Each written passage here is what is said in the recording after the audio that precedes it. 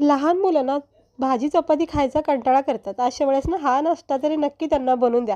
त्यासाठी ना 1 वाटी गव्हाचं पीठ घ्यायचं. लहान मुलं ज्या भाज्या खात नाहीत ना, त्या भाज्या सगळ्या बारीक चिरून घ्या. असे बारीक कटिंग करून घ्यायचं. एका भांड्यामध्ये हे गव्हाचं पीठ काढून घ्यायचं. त्यामध्ये सगळ्या आवडीच्या ना आवडीच्या सगळ्या भाज्या बारीक चिरून टाका.